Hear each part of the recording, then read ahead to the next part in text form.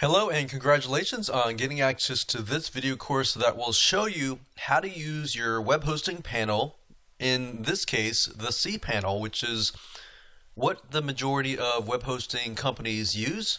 And we're going to show you how to use it to effectively run your website.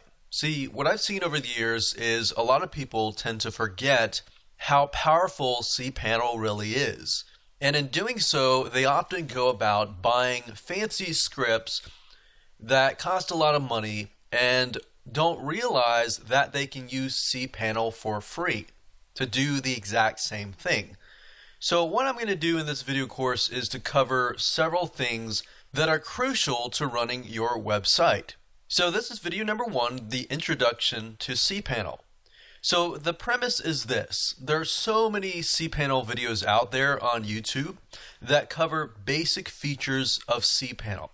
But the problem is that they never really dive into the core of what CPanel really offers. And that is my goal in this video course. So this video course is not only going to show you the features of CPanel that you can use for your website, but also parts of it that can really help you truly take your business, take your website to the next level of success.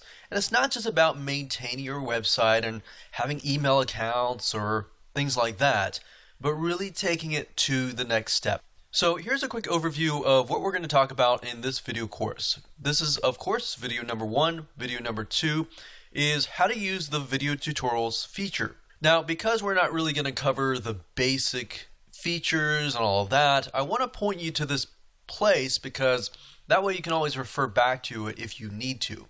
And in this particular video, I'm also going to show you how to change the layout and design of the CPanel, because there are different layouts. So some of you might be seeing a certain layout, whereas some of you might be seeing a different layout.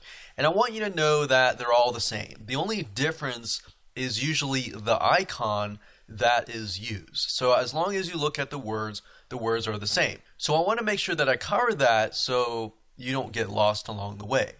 And just be aware that it might look slightly different. Video number 3, we're going to talk about how to create and insert data into a MySQL database.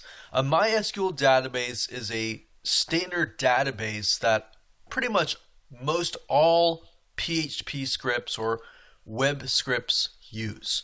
Now, there are videos that show you how to create MySQL databases, but there are not a lot of videos that show you how to actually edit the database, because this can actually come up at a later date where knowing how to do this actually is very, very crucial and a very good thing to know, so that if you do run into problems, you can actually fix them by yourself. Video number 4, we're going to talk about how to use Awstats, which is a statistics program that analyzes and shows you what is happening inside of your website.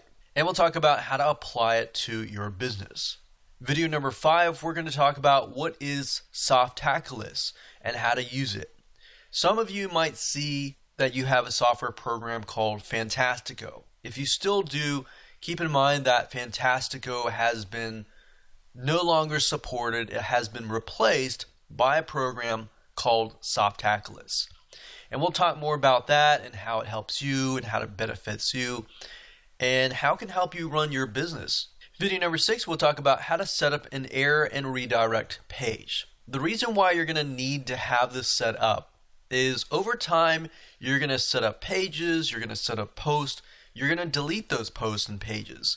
And if Google has indexed that page, for example, and somebody clicks on that page, they're going to see an error page, and guess what? Most likely, you have lost that potential subscriber, potential fan, or even potential buyer. So in that case, you're going to make sure that you want to redirect all of your error pages to your front page or any page that you desire to do.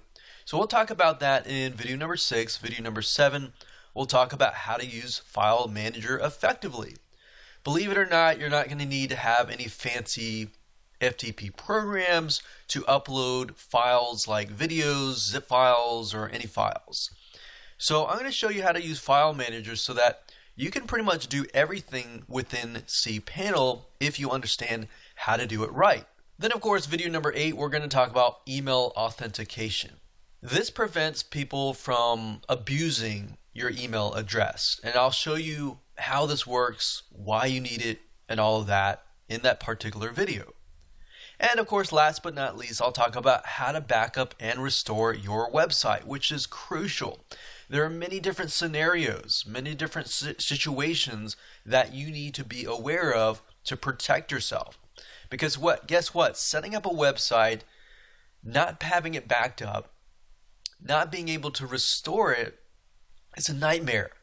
You've spent hours, days, months, even sometimes years or even decades on your website.